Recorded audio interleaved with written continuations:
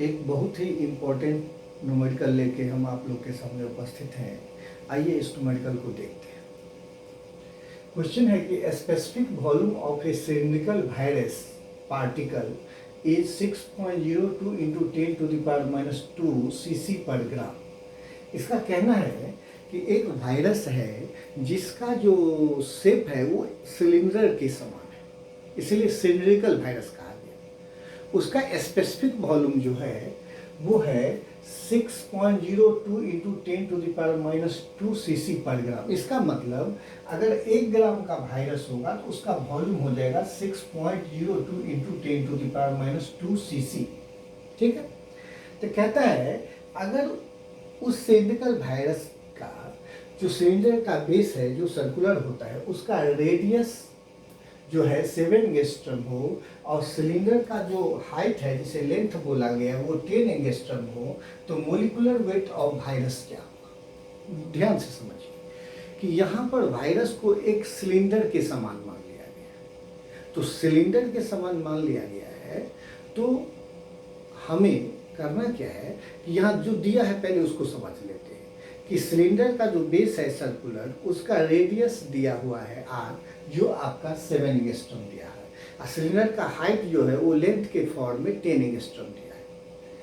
और ये भी दिया है कि अगर 1 ग्राम वायरस होता है तो उसका वॉल्यूम 6.02 इंटू 10⁻² cc होगा। मतलब स्पेसिफिक वॉल्यूम 6.02 इंटू 10⁻² cc है।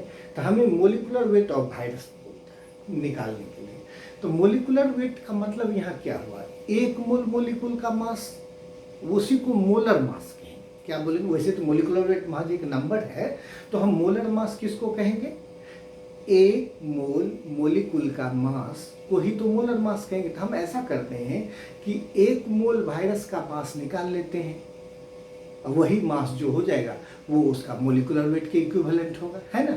तो चलिए इसको देखते हैं। सबसे पहला काम हमारा क्या रहेगा कि जो दिया है ये सिलिंड्रिकल वायरस में ये जो बेस है सर्कुलर, इसका रेडियस r है, जो हमको 7 एंगस्ट्रम दिया है तो सेंटीमीटर में इतना हो जाएगा।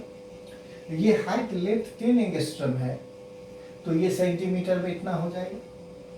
1 एंगस्ट्रम में 10⁻⁸ सेंटीमीटर या 10⁻10 मीटर होता है।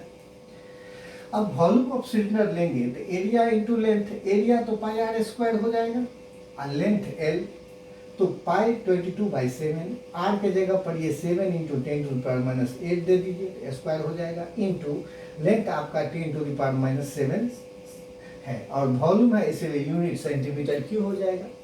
अब इसको कैलकुलेट करिएगा तो ये आएगा 154 इंटू 10⁻23 सेंटीमीटर क्यूब।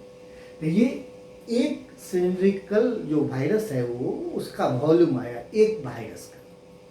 अब हम मास वायरस का निकालते हैं। तो जब आपको स्पेसिफिक वॉल्यूम दिया हो तो मास निकालने का फॉर्मूला लगाइएगा वॉल्यूम बाय स्पेसिफिक वॉल्यूम।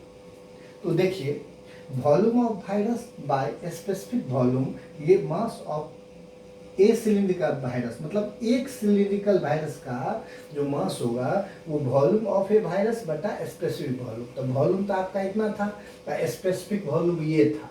तो ये तो आपको आया कितना, तो ये आ गया 154 इंटू 10⁻23 बाई 6.02 इंटू 10⁻² ग्राम। ये एक वायरस का मास आया। कितना का, एक वायरस का मास। अब मोलर मास कितना में निकलता है, 1 मोल में, इसलिए 1 मोल के लिए एवोगाड्रो नंबर से मल्टीप्लाई करेंगे कि नहीं एक वायरस के मास को। तो mass of 1 mole of virus कितना होगा, तो एक वायरस का मास जो ये है इसको एवोगाड्रो नंबर से मल्टीप्लाई कर दिए, तो ये एवोगाड्रो नंबर 6.02 10⁻23, तो कैलकुलेट करने पर 15,400 ग्राम, जिसको 15.4 kg कहेंगे। तो ये 15.4 kg मास किसका आया, 1 मोल सिलिंड्रिकल वायरस का आया ना।